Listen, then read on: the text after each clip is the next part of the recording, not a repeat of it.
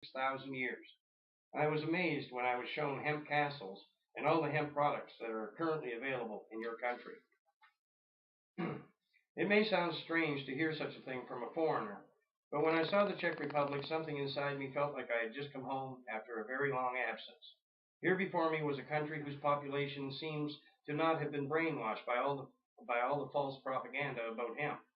A culture that still has a strong connection to the land, and it was very obvious that land is not wasted in the Czech Republic, it's farmed. I really don't think the Czech people have to worry about starvation, and the food they produce is the best I have ever eaten. It was a true delight for me to travel throughout the Czech Republic on this speaking tour. I met so many interesting people. A movie star, a rap artist, a Czech boxer turned hemp activist, and a lady who lives in a small village and has been treating people with hemp for years. And the list goes on. Doing seminars with Dr. Hannes was a pleasure, and I loved the reaction of the crowds. I was hosted on this tour by a hemp cosmetic company called Bear and Romsey. While I was in your country, I had the opportunity to try some of Bear and Romsey's products and was greatly impressed and brought some of their products back to Canada with me.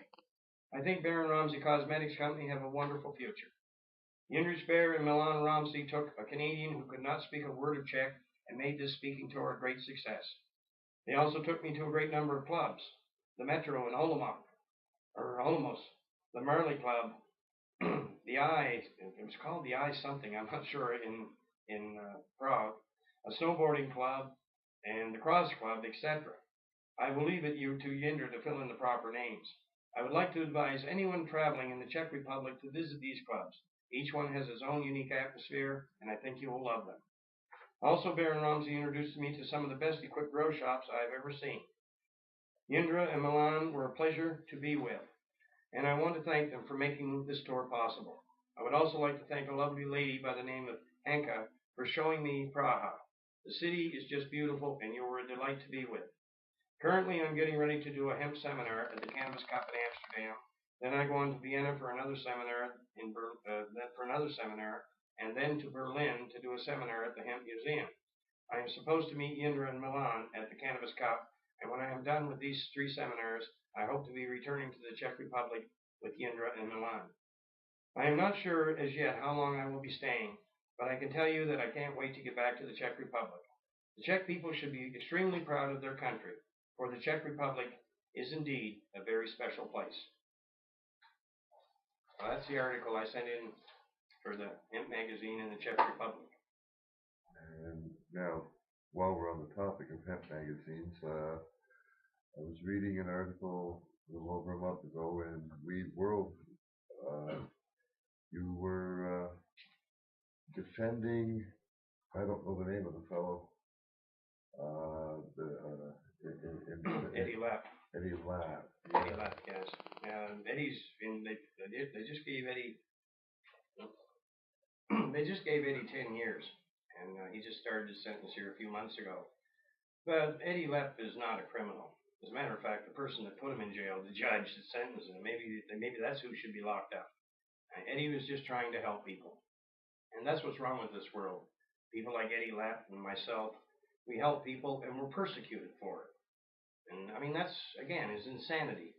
And it's really the people's own fault. I mean, we sit here, I hate what the political system and the big money is doing, but the medical system is in league with them, the legal system. They're all working together against us.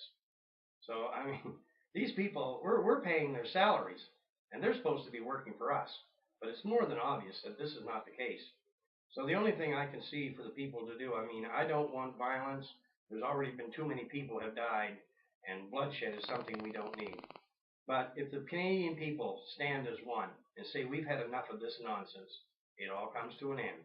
Because no matter what, no matter how you look at it, the real power in any country is the people, not the government. The government is supposed to be working for the people. And it's high time the Canadian government learned that. And we'll get back on that when we take the fact that you've mentioned Canadians acting in concert together for the benefit for their own benefit right now. Well, I mean, it's our fault because we've sat there, we've watched them take our rights and our freedoms. We've watched them do this for decades, and we have sat there and done nothing, and that's called apathy. Now, the old saying is, if you want freedom, you've got to fight for it every day. And I believe that firmly. You've recently become a freeman on the land. Yes. And this, personally, I think is the remedy in and of itself. I was reading an article that this is 3 routes. One is the redemption route, which is learning all that acceptance for value and learning how to use your signature for purchases and so consumer purchases and so on. Another is the freeman route. And the third, and I haven't studied this one, not that I heard about, is sort of a blend between the two, where this Richard Christensen, somebody or other Christensen, is proposing that we get back to smaller communities. And these, well, that's about what I'm proposing too. Yeah. You know, I mean, we got to get back to the land. That's where I was getting in the long run. Right. But there's something else here, Al, that really has to be mentioned, and it's another thing that people should be out there marching in the streets. Now, at the end of this year, here in Canada, and I think the United States, or several countries, they're going to implement Codex Alimentarius. That is the outlawing of the natural. And what's going on, companies like Monsanto, which you should educate yourself on too, they are genetically modifying food to lower its nutrient value. So they're working to make the public sick because the food is not going to have any nutrients in it. Now, at the end of the year, after the end of the year, if you want a vitamin, you're probably going to have to go to your doctor because they're going to restrict the use of vitamins. So that leaves the people at the mercy of the pharmaceutical companies. You know, food that doesn't have any nutrient value, vitamins that you can't get, and medicine or chemicals that'll kill you. So it doesn't sound like a very good future, and I really don't know why the Canadian public isn't marching in the streets, and whoever put that bill on the floor, he is a traitor against this country and the people in it, and he should be treated as a traitor. I believe they're also known as a sellout. I was distracted from it. Are you talking about Bill C-6? Oh, I don't know. They keep changing the bills and the numbers, but Codex Alimentarius. Look it up and get rid of it. Okay, yes. So yes. They've been at that since the 60s. Yes. No, they've been at that since theoretically it was dreamt up in the 60s, Codex Alimentarius. Right. But when you look at what it is, the outlawing of the natural, well, the outlawing of the natural happened in Canada in 1923 when they outlawed the hemp plant, because that's the mother of natural medicine, and they outlawed it. Yeah. So Codex Alimentarius goes back a ways in Canada.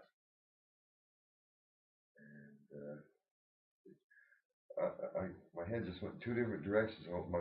I keep wanting to say Malleus Maleficatorum, the witch's hammer. That's Latin for the witch's hammer. It's a book that was written to guide the Inquisition, the Inquisitors in Europe, and all of the tactics that they use, like they'll bust someone and then they'll just start squeezing them to rat out on their friends, and then just use this as a little ladder to progress their career. Yes. But it's clearly a church document, and this is, as far back as I can trace, the attempt to prohibit cannabis is this book. It has a great deal to do with the church. Of course it does, because, I mean, when Christianity was formed, well, Christianity didn't care too much for all those heathen religions.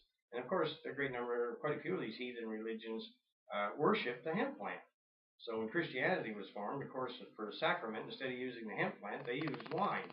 But Christianity is a good part of the reason that hemp is denied. And the thing I have to laugh about, I mean, if there was a man, you know, walking this planet 2,000 years ago and healing people, what do you think he was using?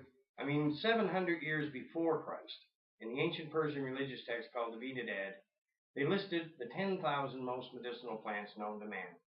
Now, at that time, there was no hospitals or trauma centers or any of that nonsense. They depended on nature to heal themselves.